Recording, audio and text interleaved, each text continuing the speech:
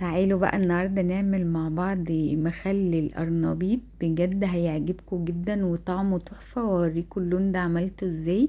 بصوا دايب حرفيا، بجد خطير. الحقيقة القرنبيط بقى قبل ما يخلص هاتي كده وخليلي معانا. هنبدأ الأول حاجة بمحلول التخليل اللي هو عبارة عن 2 لتر من المية. هحط عليه من 4 ل5 معالق من الخل. خلاص. وهجيب بقى معلقة في كله، معالق كبيرة. هجيب 4 معالق هرميين كده من الملح. خلاص. وهحط معلقتين من السكر، يبقى لكل لتر مية. هنا انا عاملة 2 لتر. لكل لتر مية معلقتين هرميين من الملح. معلقتين من الخل، معلقة من السكر، كل المعالق الكبيرة.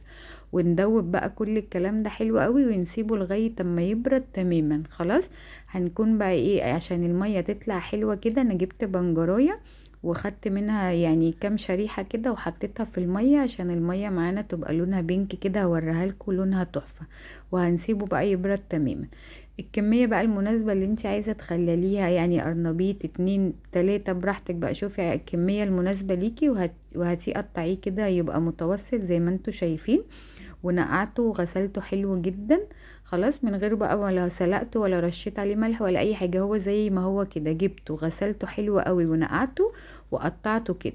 وحطيت بقى في البرطمان من تحت كده شوية بنجر ومن النص. وطبعا المية حطيت فيها البنجر بس. وهننزل بالمحلول المية ده بارد تماما زي ما انتم شايفين كده. بصوا، يعني ما ينفعش نحطه سخن خالص. خلاص. هنزل بقى. بصوا بقى اللون يعني البنجر اداله لون تحفة.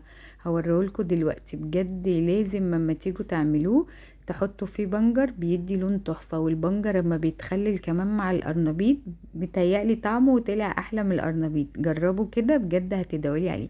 اهو بصوا اللون بقى تحفة بجد. يعني اوعي تخليه القرنبيط من غير ما تحطي عليه بنجر. القرنبيط هيقعد معانا قد ايه؟ يعني هو من اول اسبوع ل10 ايام. يعني انا سبته هنا كده حوالي اسبوع. خلاص انا مليت البرطمان كده كله. هحط بقى كيس بلاستيك كده ونغطي البرطمان. طب انتي لو مش عندك برطمان ياخد كله، يبقى اعمليه بقى برطمانات صغيرة اللي احنا بنحوشها كده. اعمليه كده على كذا برطمان اللي يعجبك بقى. شوفي المناسب عندك واعمليه. انا هنا خلاص غطيته بالمية وحطيت كيس وقفلته حلو قوي. هسيبه بقى لمدة 10 ايام. هو بيقعد يعني اقل حاجة تفتحي عليه بعد اسبوع. كل ما هيفضل بقى معاكي لغاية اما يخلص. تفضلي تاخدي منه كده، بس تاخدي منه بمعلقة عشان ما يخشلوش اي بكتيريا او يحصل اي عفونة فيه. بعد 10 ايام كده بصوا بقى لون المية وهو لونه بجد تحفة. لازم تجربوا الطريقة دي ومحدش يتخطى ان هو ما يحطش بنجر معاه. بجد هتسيبوا القرنبيط وتاكلوا البنجر. طعمه حلو قوي وكان مستوي بقى معانا كده. لازم تجربوا الطريقة دي بجد هتدعولي عليها.